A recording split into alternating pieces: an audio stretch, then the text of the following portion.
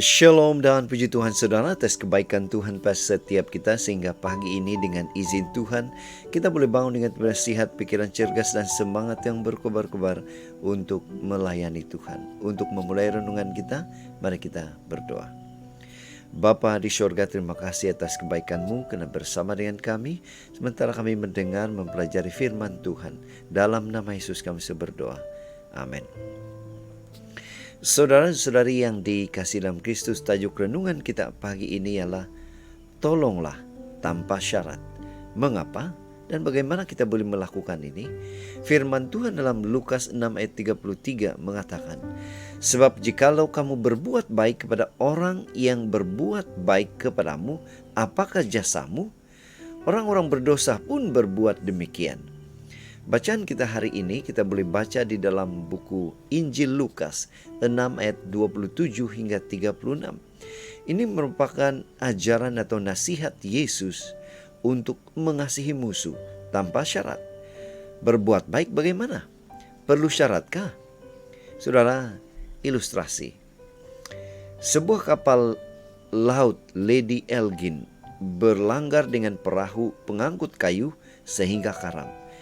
Seramai 393 penumpangnya terapung-apung di Tasik, Michigan yang sejuk.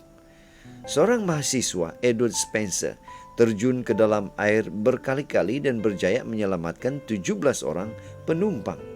Akhirnya dia keletihan dan pingsan. Pada saat dia sadar, dia tidak boleh berdiri lagi. Selama sisa hidupnya, Edward terpaksa berkerusi roda.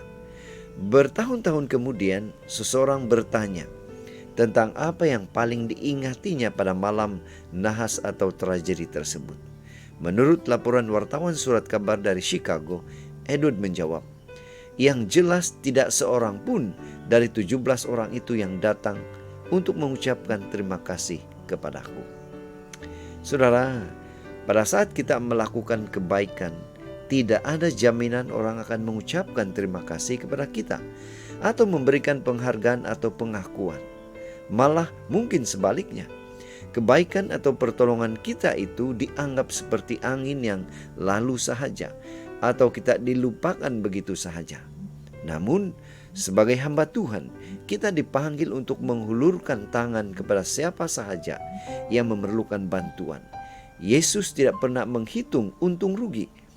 Sebelum menyembuhkan orang, dia tidak berpikir, oh, apakah orang ini akan berterima kasih nantinya? Apakah setelah ditolong kelak dia akan memujiku? Kristus sama sekali tidak berpikir sedemikian. Dia menolong tanpa syarat. Saudara, apa aplikasi dalam kehidupan kita? Mari kita meneladani Kristus dengan selalu memberikan yang terbaik. Pada saat kita menolong orang lain, hal itu merupakan urusan antara kita dan Tuhan, bukan antara kita dan orang lain. Itu sebabnya pada pagi ini, mari kita ingatkan diri kita untuk set dalam hidup kita untuk menolong orang lain dengan setulus hati, sekalipun tidak mendapat ucapan terima kasih. Inilah doa dan harapan kita. Mari kita bersyukur. Mari kita berterima kasih karena Tuhan memberikan kita kekuatan, kemampuan untuk tetap semangat melayani tanpa ada syarat. Mari saudara, kita tetap setia, tetap semangat, tetap positif, tetap sihat sampai Maranatha. Tuhan memberkati kita. Mari kita berdoa. Bapa di surga, terima kasih karena memampukan kami untuk tetap semangat melayani orang lain, menolong orang lain tanpa syarat. Dalam nama Yesus kami berdoa. Amin.